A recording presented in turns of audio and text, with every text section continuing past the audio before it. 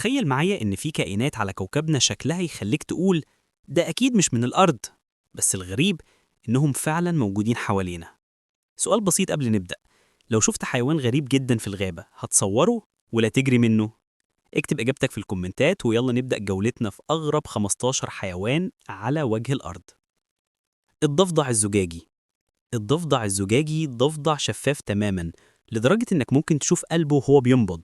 بيعيش في غابات أمريكا الجنوبية وشفافيته بتخليه يهرب من مفترسات بسهولة. لكن تخيل لو جسم الإنسان كان شفاف زيه، تفتكر كنا هنخاف من بعض ولا نتعود على المنظر؟ الأخطبوط المقلد. الكائن العبقري اللي بيقلد أكتر من 15 نوع مختلف من المخلوقات، بيغير لونه وشكله فوراً علشان يخدع أعدائه. لو عندك القدرة تقلد أي شخص أو حيوان في العالم ليوم واحد، تختار مين وليه؟ اليرقة القاتلة. شكلها بريء جدا، لكنها من أخطر الكائنات على الأرض. لمستها ممكن تسبب جلطات قاتلة. سؤال ليك، عمرك وثقت في مظهر خادع وطلع عكس اللي كنت متوقعه؟ السمكة اللي بتمشي. تخيل سمكة عندها زعانف تقدر تمشي بيها على اليابسة وتتنفس هوا عادي. بتعيش في أندونيسيا وبتقدر تتحرك من بركة للتانية زي ما تكون بتتفسح.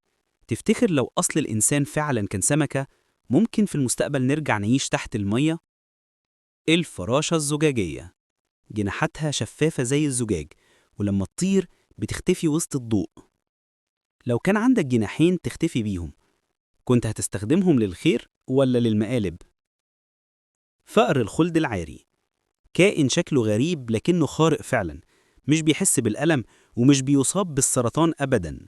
لو تقدر تلغي الإحساس بالألم من حياتك، كنت هتعملها ولا شايف إن الألم ضروري علشان نحس بالحياة؟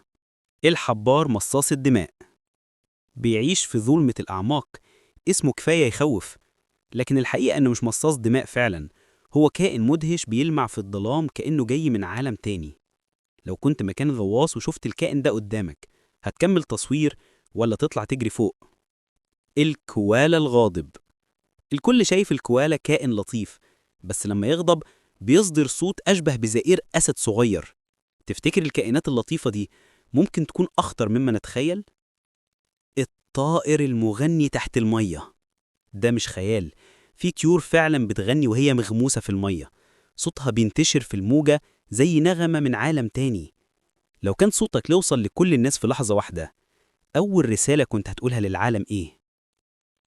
تنين البحر المورق. تحفة فنية من خلق ربنا. كائن بحري شكله زي أعشاب البحر بالظبط. بيستخدم التمويه ده علشان يهرب من أعدائه. تفتكر التمويه موهبة ولا غريزة نجاة؟ الحرباء العملاقة. تقدر تغير لونها في ثواني حسب مشاعرها أو الحرارة. لو لون جسمك بيعبر عن حالتك النفسية، كنت دلوقتي لونك إيه؟ الكلب الأزرق في الهند. بسبب التلوث الصناعي، بعض الكلاب تحول لونها الأزرق بالكامل. سؤال بسيط، هل الإنسان هو اللي بيأذي الطبيعة ولا الطبيعة هي اللي بترد علينا؟ القرد ذو الأنف الغريبة. القرد ده شكله غريب جدا. أنفه الطويل بيساعده يعمل أصوات ضخمة لجذب الإناث. لو البشر كان عندهم أنوف بالشكل ده، كنا هنعتبرها وسامة ولا كارثة؟ الأفعى الطائرة. نعم، ثعبان بيطير فعلا. بينط من شجرة للتانية عن طريق فرد جسمه في الهواء. هل ممكن يكون ده أول شكل من تطور الزواحف الطيارة؟ قنديل البحر الخالد. الكائن الوحيد المعروف اللي ما بيموتش. لما بيشيخ بيرجع تاني صغير كأنه بدأ من الأول. لو كان عندك فرصة تعيش للأبد، كنت هتقبل ولا تفضل النهاية؟ العالم اللي احنا فيه مليان أسرار، ويمكن اللي شفناه النهاردة جزء صغير جدا منه، لكن اللي جاي أغرب بكتير. استعدوا للفيديو اللي جاي عن أغرب معلومات عن الفضاء. هناك هتشوف كائنات اختفت وإشارات من أعماق الكون محدش قدر يفسرها لحد النهاردة. اضغط على الفيديو اللي ظاهر قدامك دلوقتي وخلينا نكمل الرحلة سوا في عالم مليان أسرار أكبر من الخيال.